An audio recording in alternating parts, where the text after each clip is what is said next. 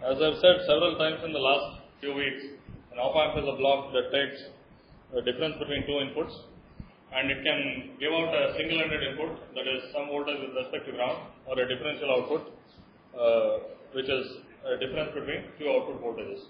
So initially we'll start off with a single-ended output, which means that it will give out a voltage with respect to ground, and this we'll use in feedback circuits. For it to be usable in feedback circuits, it should also have a first-order rollout. It should behave more or less like an integrator with a large DC gain, and up to the point where the gain magnitude crosses unity, it should have a 20 dB per decade slope. Okay, which means that all of the extra zeros and poles should be beyond the unity gain frequency.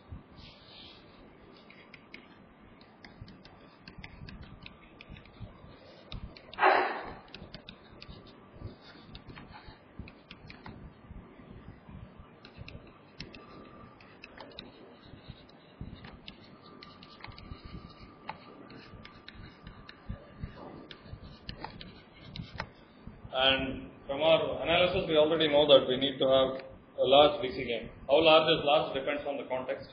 So we'll just say large differential DC gain. Now, while discussing differential circuits, that is a circuit with two inputs V1 and V2, and a single-ended output Vout. The output can be expressed as a gain from each of the inputs to the output. Of course, when I write something like this, it means that V1, V2 and Vout are measured with respect to some common reference which we call ground. Okay.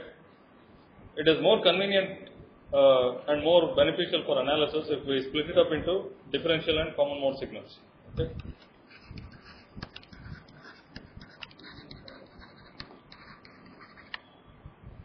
Okay, where Vd is defined to be the difference and Vcm is defined to be the average. So if you do this, you can express AD and ACM in terms of A1 and A2. Okay, AD will be A1 minus A2 by 2 and ACM will be A1 plus A2. Okay. Sir, we have said that band is the first order roll off at the unity frequency. Just suppose that 3 poles in 2 0, and that means if the roll off is minus only to the unity, then also it is 0. Yeah. So the question is, I said it should have the gain magnitude of the op-amp should have 20 dB per decade roll off at the unity gain frequency. So this is the 0 dB line, and this is a minus 20 dB per decade slope line. Now conventionally op-amps will have something like this. It will continue as minus 20 dB per decade, and then beyond that it may have something other sort. But it's also okay to have something like this. Okay, this will be stable. So in this case, suppose we have the input frequency to be at the same length and same location, where gain margin is somewhat smaller than what. So let's take a concrete example. This is a little bit confusing if you think of some intuitive descriptions of feedback, but this is very much stable. Okay. So the question is whether we already know that from experience that this is how op-amps are, most op-amps, and they are stable. Okay, but you can make an op-amp like this and it will be stable.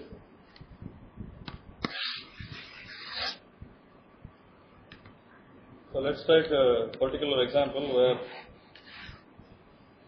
it starts at with a minus 60 dB per decade slope, and there are 2 zeros here, something like this. Okay. This is of the form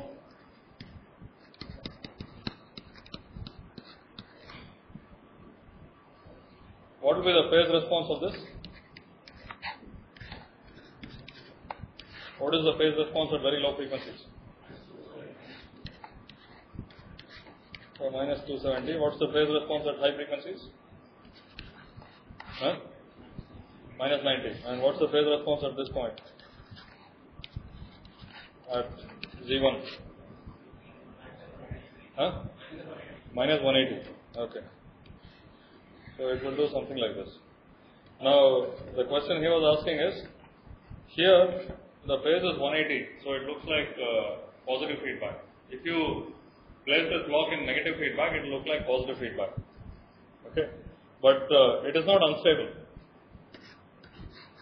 So if you do this,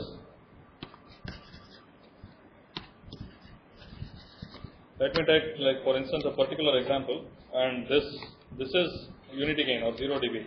So let's say this is a gain of 4, okay, or 6 dB. What happens? We have something like this. This is input. This is the feedback quantity. And what is the gain? It's minus 4, right? The gain value is minus 4. So you multiply it by minus 4 and you feed it back. At this frequency, I can write this, okay, where it's assumed that Vin is of this particular frequency.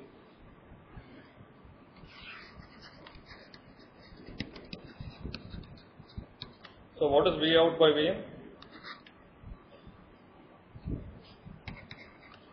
Minus 4 by 1 minus 4, right? So it's 4 by 3.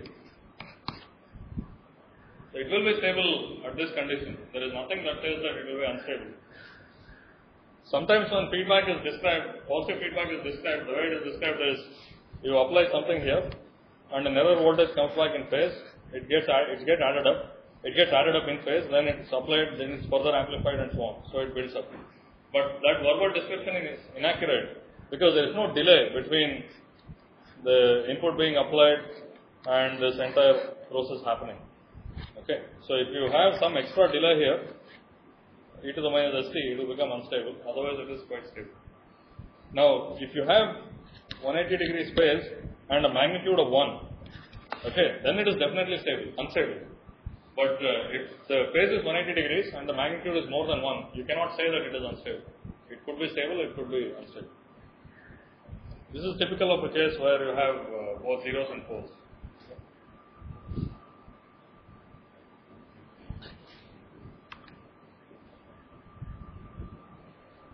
But we will, at least to begin with, assume, or rather we will try to make characteristics of this type, where it is something like this, all parasitic poles and zeros are beyond this, and this will have some gain. Okay. So this is the conventional op amp, and this is what we will try to do in most of this course.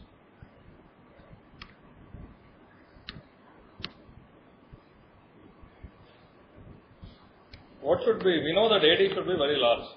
This is from our analysis of feedback.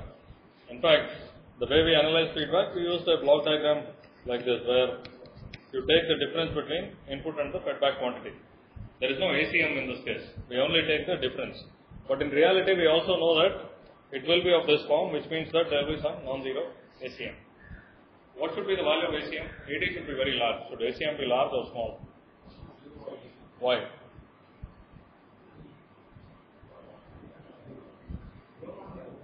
Huh?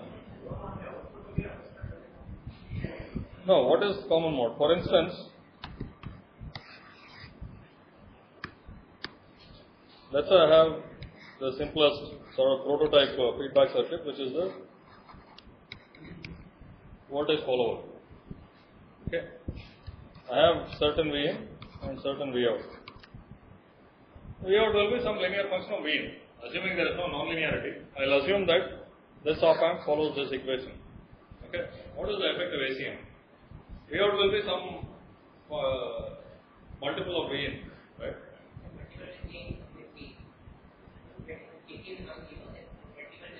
Okay, so what could be the value of ACM? What's that? That's correct. First of all, if ACM is 0, then it will not appear in the equation. That is true. But what could be the value of ACM? We know that you can't get 0. Okay.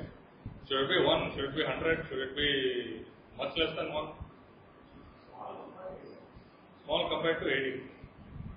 We can analyze this. This circuit is quite easy to analyze and see.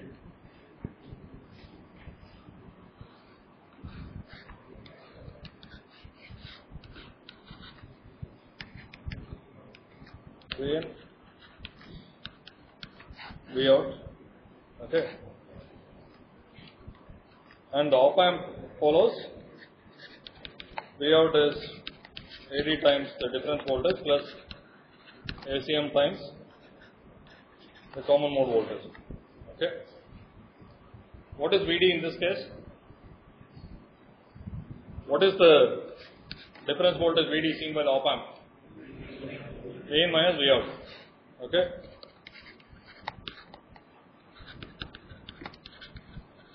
And what is the common mode voltage seen by the op amp? You look at the two inputs, right? This is at V in, this is at V out. Common mode is the average of the two.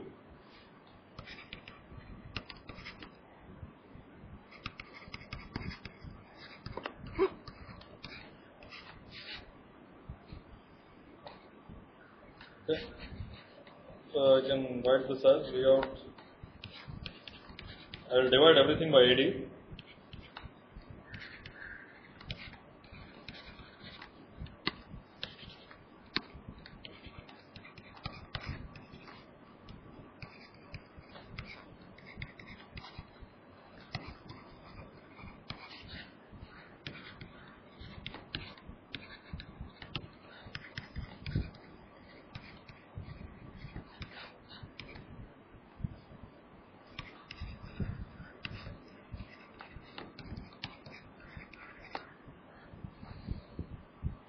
That's what we get. V out by V in will be 1 plus ACM by 2 AD divided by 1 minus ACM by 2 AD plus 1 by AD. Okay. Now, when we analyze just the feedback circuit, we didn't have any ACM. We didn't have a concept of common mode gain. So we had only this part. So we didn't have these things. We had only 1 by 1 plus 1 over AD. That's why we made AD very large so that this error is minimized. Okay. Now, AD can be very large, AD can be thousands or millions, whatever it is. But if ACM is comparable to AD, that whole thing is irrelevant, right? The value of AD is not relevant. It's ACM that governs the accuracy of the circuit. So, this is the reason why ACM by AD must be very small. Okay. And in fact, this ratio ACM by AD is known as the common mode rejection ratio.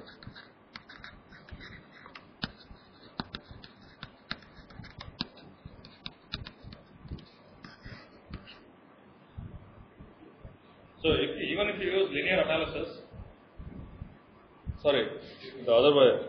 So, ACM by AD by ACM is the common mode rejection ratio. ACM by AD should be very small. The common mode rejection ratio should be very large.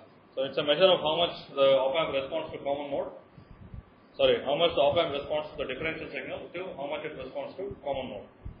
Okay. Now, even if you use linear analysis, it turns out that this common mode gain causes errors. So, in reality, this is not the only problem. It can give you nonlinearities that we won't analyze. We will point out later how that happens. And also, secondly, you can have multiple op amps in feedback loop. Then also this common mode gain appears in the picture. If you have a large common mode gain, you could have problems with feedback loops which have multiple op amps in them. Okay.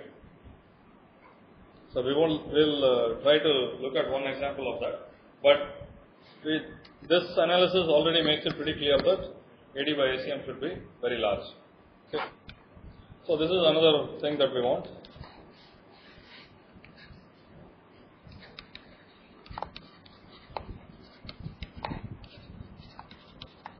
AD must be much greater than 1, that we already knew. This corresponds to this. But ACM by AD must be much less than 1.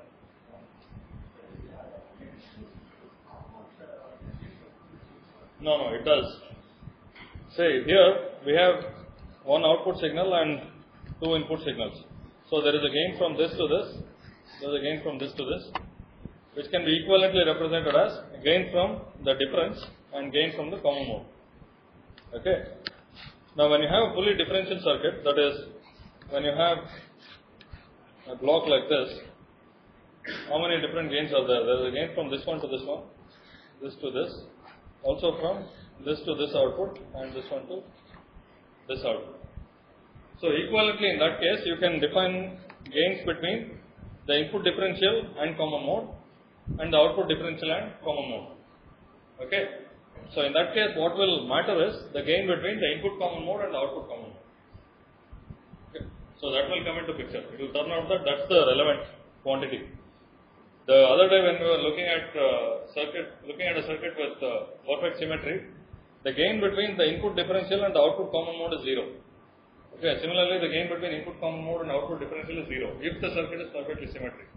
But the gain between input common mode and output common mode is not necessarily 0, and that's what is relevant in for similar consideration. Okay. So common mode rejection also matters for fully differential circuits. So this is a block that we want to design. Some block with differential input, first order roll-off, a large differential DC gain, and a large ratio between differential and common mode gain.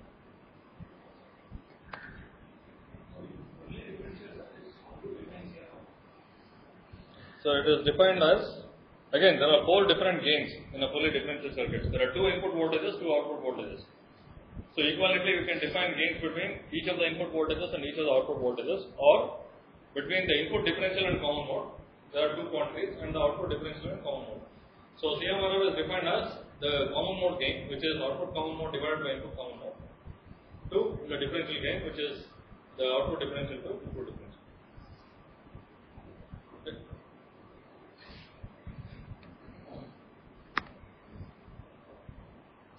I think I reversed it. Again, it's the ratio of differential to common mode, not the common mode to differential. Also, we know how to make amplifiers, and it always has transconductances loaded by output impedances, right? So our common source amplifier, which is our sort of workhorse for any amplifier, is a transconductor, and it's loaded by output resistance. So we start off with essentially making transconductors in order to make op-amps. We would like the transconductors to have differential input because we want the op-amp to have differential input.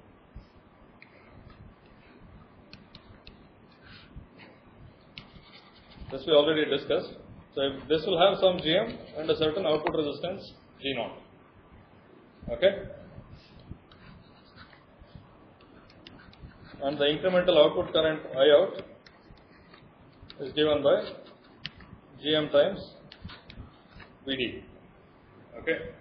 That is, if the output is terminated in an incremental short circuit, the output current will be GM times VD. How do we get a first order roll off from this? How do we make an integrator? We saw that you load it by a capacitor and you will get an integrator. Okay. So let's say you have only GM and G0 to be 0.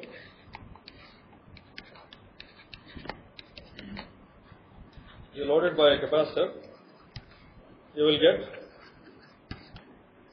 GM by SCL times VD of S to be V out.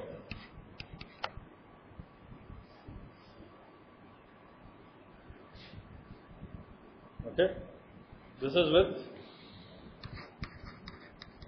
the output impedance being 0, output resistance being 0. What happens if it is not 0? So this will change to GM by SCL plus G0. Okay. And the DC gain is GM by G0. Now you can increase the DC gain by reducing G0 or increasing GM. We know how to reduce G0. How would we go about reducing G0 of a transconductor?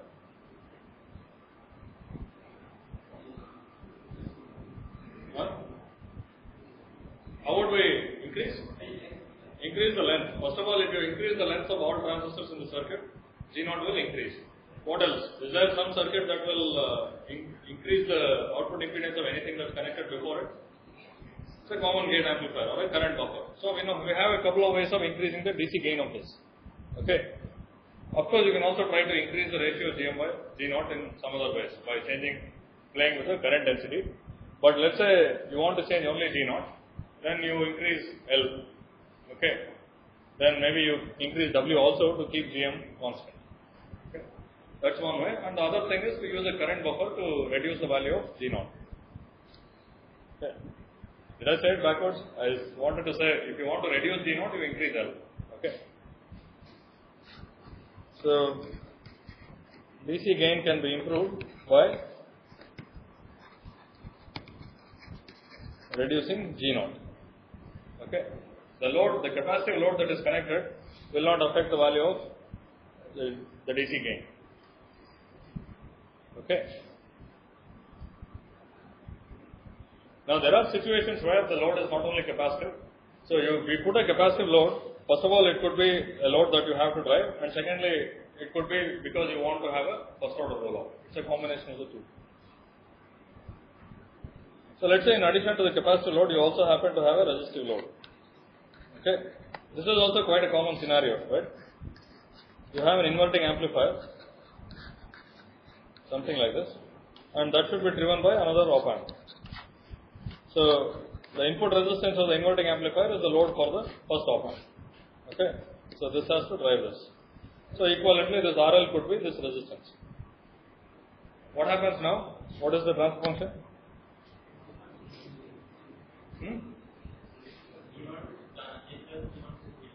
So in presence of resistive load,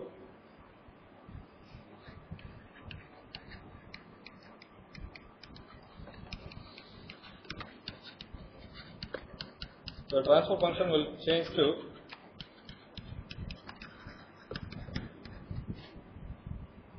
okay. Now how will you increase the DC gain? So in this case, Gm by G0 plus GL is the DC gain, and let's imagine a scenario where GL is much more than G0, and this is quite a common scenario. Okay, if you have an explicit resistive load, that's likely to be more than the output resistance of the transconductor. How will you increase DC gain now? The only way is to increase Gm. Okay, reducing the value of G0 does not help if you have a resistive load, because GL is much greater than G0. So DC gain is approximately Gm by GL, independent of G0. So if you do have resistive load, you have to go on increasing Gm. And how will you increase Gm?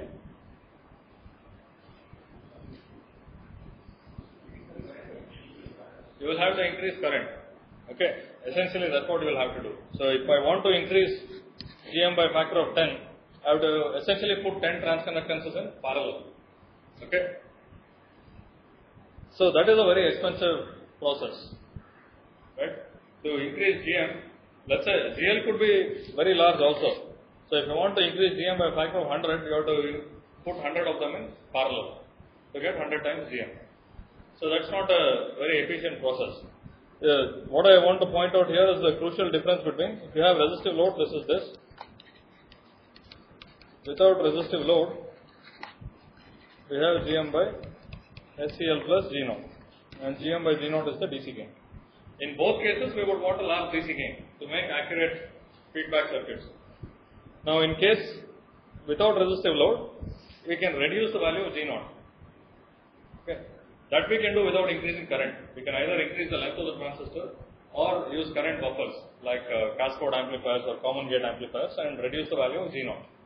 This does not necessarily entail an increase in current. Okay, there may be other trade-offs involved, and I can use a combination of the two. I can increase the length by some amount, but I can also use a common gate amplifier and reduce the value of G0. That will increase DC gain.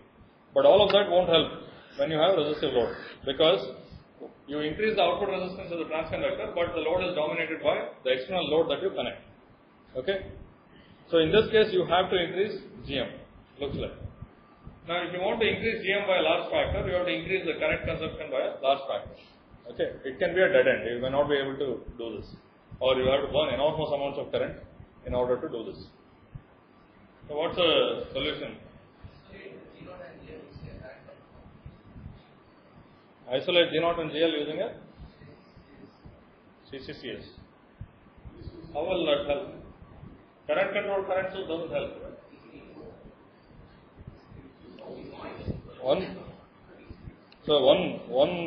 The first suggestion was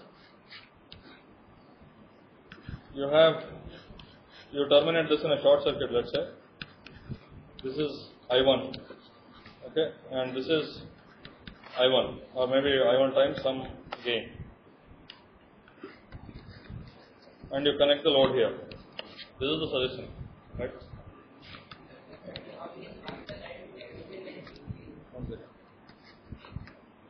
So what will be the gain here? So effectively this will be, if you have a multiplying factor k, so this whole thing is like making a GM of k times GM, and it will take the same amount of current also, right? So this will not necessarily help. You get a large DC gain. What else can we do? So we can use a voltage buffer. That is one possibility. So this is in an open circuit. This is terminated in an open circuit. And I use a voltage buffer, which I will represent by an ideal VCVS here. What is the DC gain now? Gm by G0. Because the transconductance is terminated by an open circuit, it is Gm by G0. So, but you will have to make a voltage buffer, which is fine. We know how to make a voltage buffer. But it turns out that as we have gone to lower and lower supply voltages, it's not very efficient to make voltage buffers. We can do it, but we don't necessarily want to do it always. Okay. This is a valid technique. This will improve the DC gain for sure. What else can we do?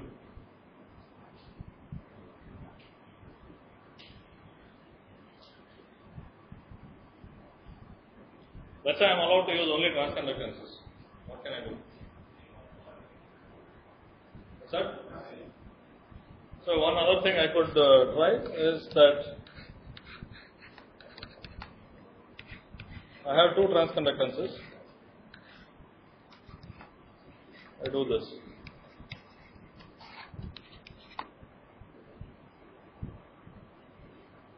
What is the DC gain of this?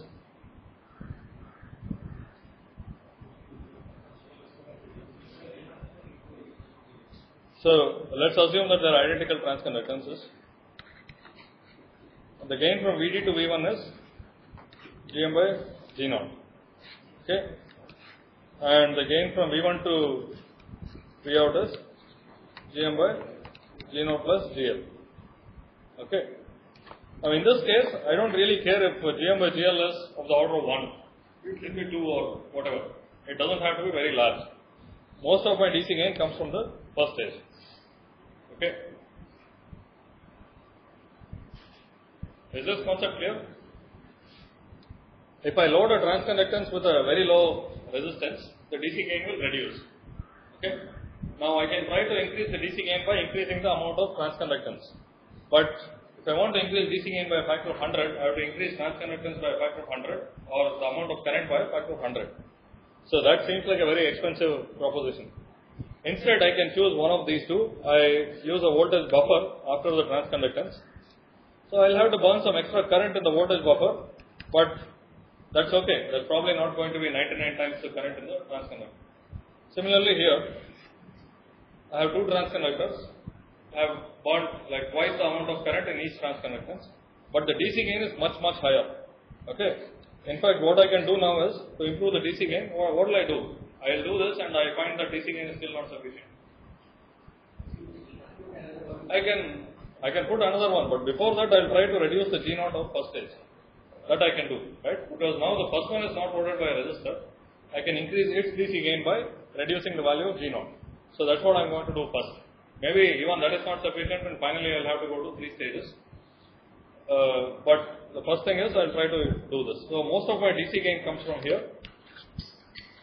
This provides a modest amount of DC gain, but I don't care. Okay. What I care about is the overall DC gain. The reason I went through all of this is to discuss the reason for having different op-amp architectures.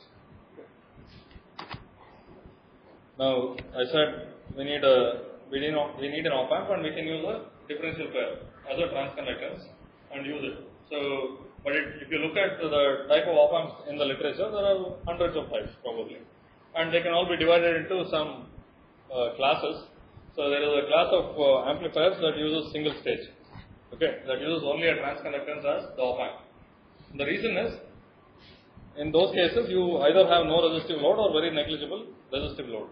If you have only a capacitive load, you can get a very large DC gain by using simply a transconductance. Okay. Now you can improve the output resistance of the transconductance you can improve the DC gain of the transconductance by reducing the output resistance. There are numerous techniques to do that. One is increase L, the other is use current buffers, that is common gain amplifiers and so on. Okay. Now there is another class of applications where you have to drive a resistive load and the impedance of the resistance or resistance is very small. So in that case you can't do this. If you do this, it will end up being very, very expensive in terms of power dissipation. Okay. For those cases you will have to use multiple stages. So the multiple stages could be one transconductance followed by a voltage buffer, or it could be multiple transconductances in cascade. So typically we go up to 2, but there are 3-stage op-amps also. We will not discuss that in this course, but for specialized applications you do have 3-stage op-amps. Okay. Beyond 3 generally you don't do. Okay. Is this okay? So this will be the progression of our discussion also. We will start with single stage op-amps where it's implied that it will drive only a capacitive load, or it's good for only driving a capacitive load. After that, we have to drive resistive loads. For that, we have to make 2-stage op-amps. In which case, we will use multiple transconductors and cascade. Okay.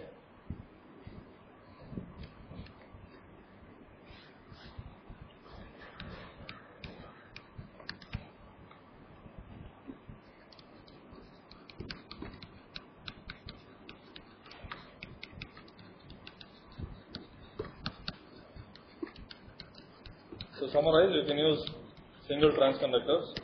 If you do this, the DC gain is of the order of Gm by G0 plus Gl. Okay. So therefore, it can't be used for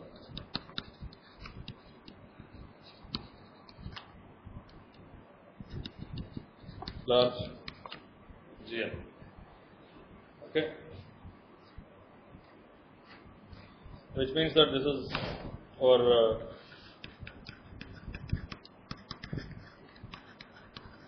only capacitive loads.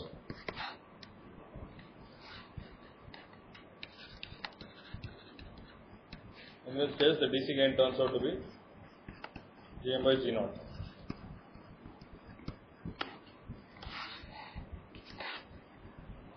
And you improve the DC gain predominantly by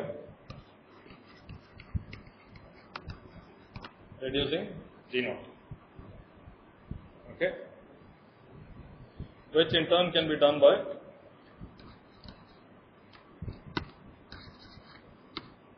increasing the length of transistors or using common gate stages to boost up the output resistance.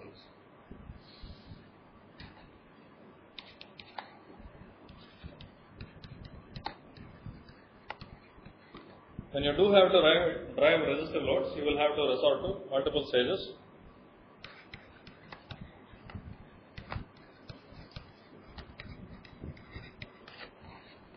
And this could be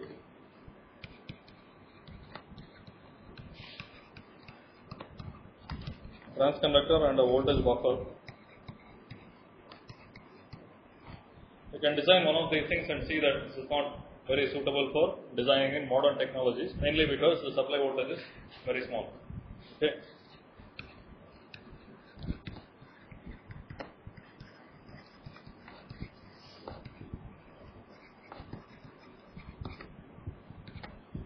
Or you can use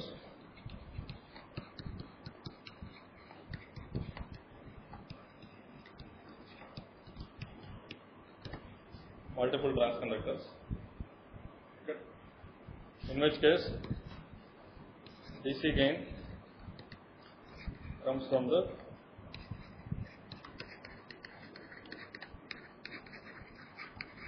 first stage. Okay. So you have multiple stages, you optimize the first stage for DC gain and second stage for driving the load. Okay. That's the idea behind multi-stage op-amps. So we already started off with doing something like this. We know how to do it, at least in a rudimentary form. We have the differential pair that satisfies few of the conditions that gives you, it takes a differential input and it has, it behaves like a transconductor. Okay. Any questions on whatever we discussed so far?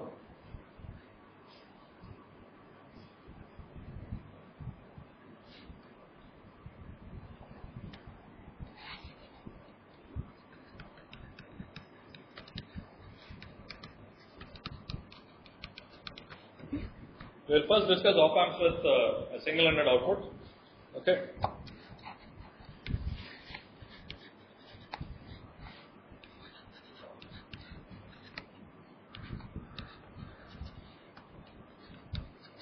This is the differential pair we had been analyzing the other day.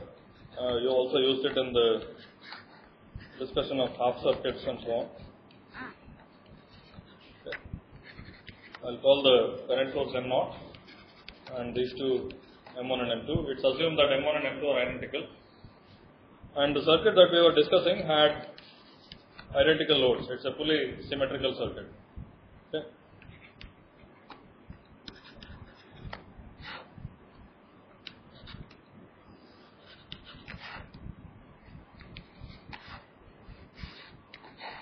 Now the tail current is I0 and it's derived from using a current mirror, let's assume. We have several ways of biasing the transistor. So we'll use one of them and replicate its current to the tail current. Okay. So this could be from a current mirror. So most of the time I will not draw this part of the circuit, but it's assumed that it comes from some current mirror like arrangement.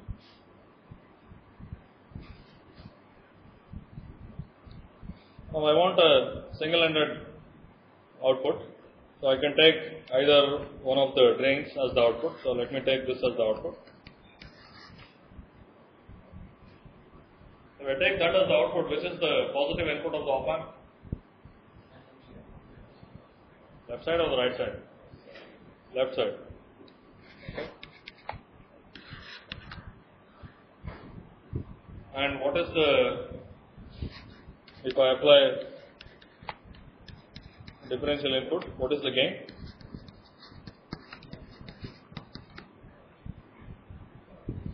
What is the gain of the op amp? Let's assume that everything can be modeled by GM1, and because these two are identical and in quiescent condition they carry equal current, so I will also say this as GM1. Okay. What is the gain? GM1? It is GM1 RL by 2. Okay.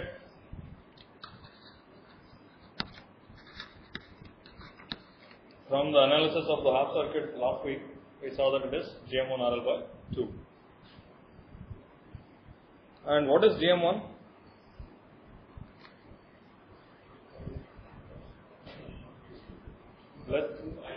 So you can express it only in terms of current or the overdrive. I will choose to do it like this. We have done it once for common source amplifiers. GM1 is nothing but 2 times the quiescent current in the devices, which is I0 by 2, divided by the saturation voltage of M1 and M2. Is this clear? This is GM1 times RL divided by 2. So which is basically half I0 RL by VD sat 1.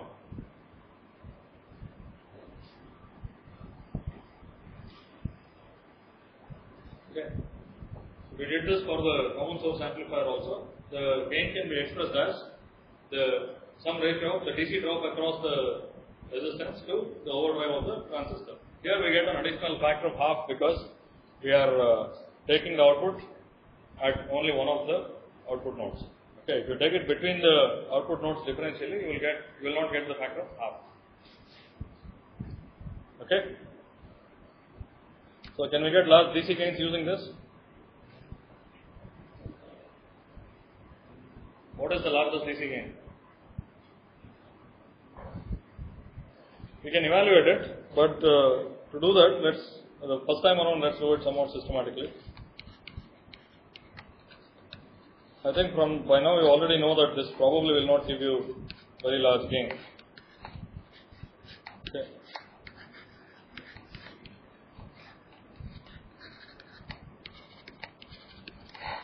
Let's analyze the circuit in quiescent condition.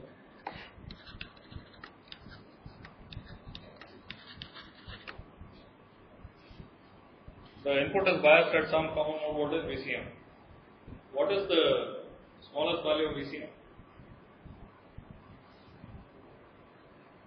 Is there a lower limit on VCM?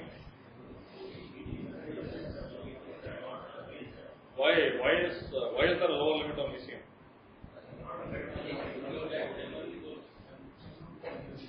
If you keep on reducing VCM, this voltage follows VCM, so M0 will go into triode region.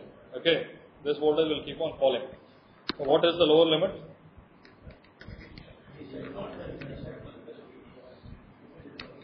VCM minus the VGS of M1 should be greater than VD sat of M0. Okay.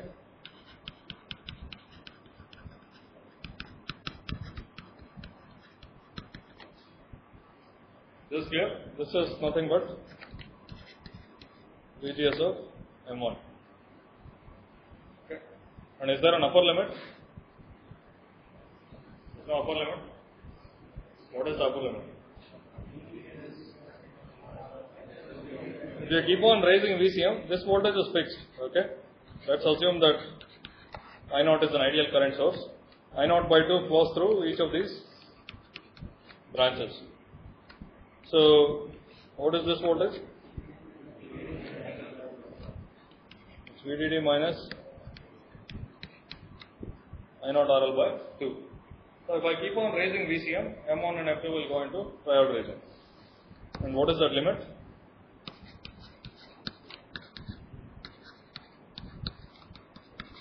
Plus VD. Okay. Now, these are the limits on VCM. So, VCM has to be more than this much and less than this much. Okay. And our DC gain was half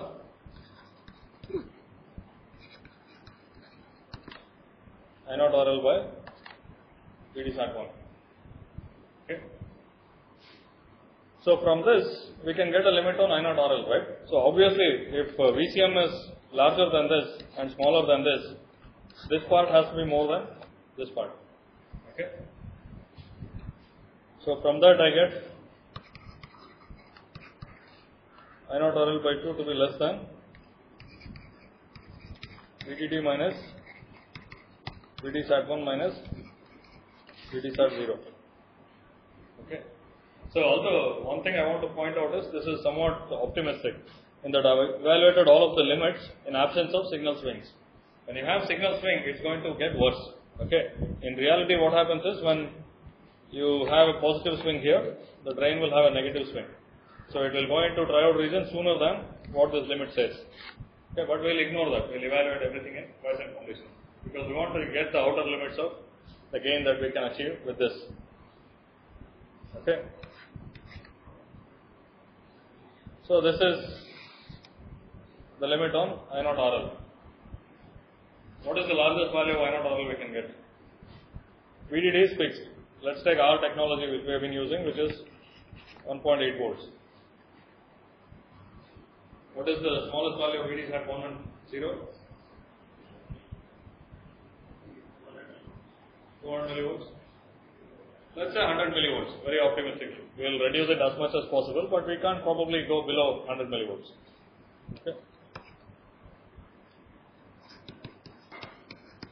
Is this clear? I am trying to get a limit on this, that is an upper limit on the gain. And I0 RL by 2 is at most 1.6 volts. Okay. And VD sat 1 is also, it's going to be greater than 0.1 volts. Okay. I mean, even if you change it to 50 millivolts, it's not going to change things all that much. Let's take these numbers. So 1.6 volts and 0.1 volts. So what's the highest DC gain you can get? 16. So not good. Not all that great in op amp. Okay. So what do we do? We want a large incremental gain, but this seems to say that we need a large power supply. So what can we do? What's that? So the gain is half GM on RL, and this is the small signal or the incremental gain. Okay. Now to get a large gain, we need to have a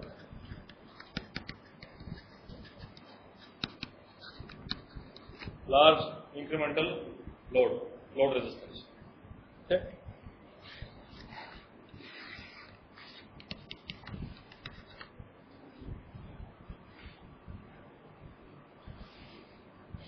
Now let's, if you draw the IV characteristics of a resistance, it looks like this, a linear resistance. This is the slope. The slope is 1 by RL. Okay. Now if you make the resistance larger, and in this particular case, what is the current through each of the resistances? The quiescent current? I0 by 2. Okay. So this is I0 by 2, and this is the operating point. Okay. If you want to increase the resistance, this is what you will get. But then for I0 by 2, you will get much higher voltage as the operating point.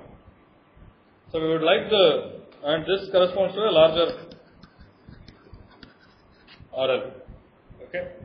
So what we want is this operating point with a low voltage, but with this slope. Okay. This slope gives the large incremental RL, whereas this operating point lets us operate in the supply that we have. Is this clear? So you obviously cannot use a linear resistor. It has to be something else. We want this slope here, so it could be something of this sort. Okay. So what is the circuit that you know that will give you this type of characteristics? So it is a MOS transistor, right? So you will have to use a MOS transistor or something that is not linear. If you use something linear, you will be stuck with this. If you want a large resistance, you will have a higher voltage drop in the operating point.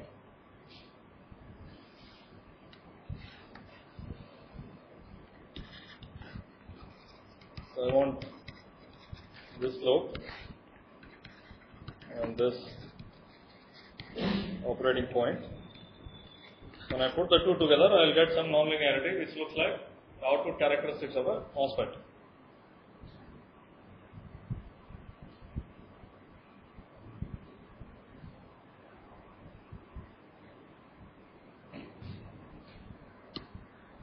Okay.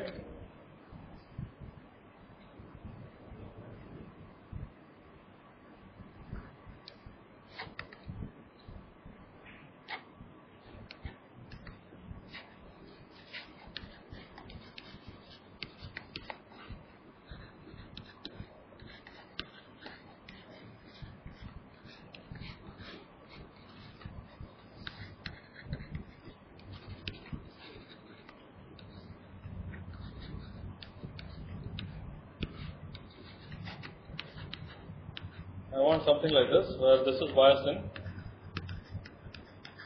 the saturation region.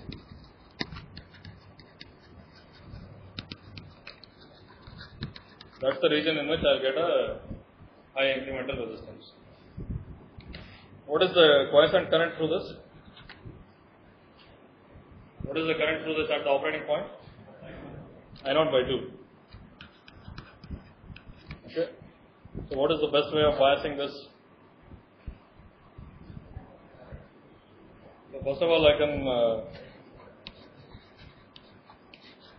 this is from a current mirror, I0.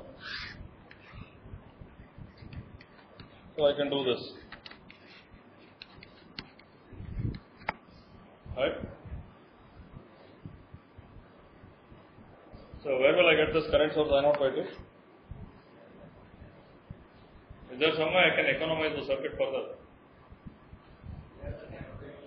So I notice that I have I0 by 2 on this side also. Okay, so I don't use a separate source here.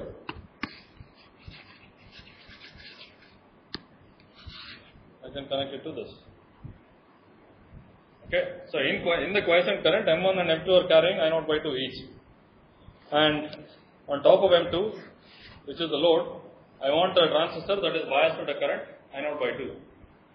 So I will use the current that is flowing in M1 to mirror and bias this transistor. Okay.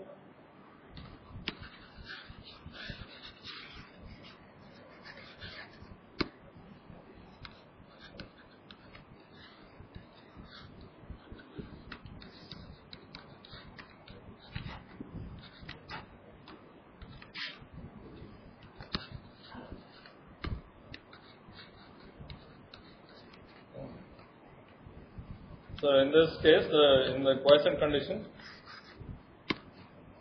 each branch is carrying I0 by 2, and also the load on this side, on the side that I am taking the output from, is a large incremental resistance. Okay, we'll continue the discussion in the next class, that is tomorrow. In the meanwhile, what is the quiescent output voltage? You can think about it, and we'll continue the discussion.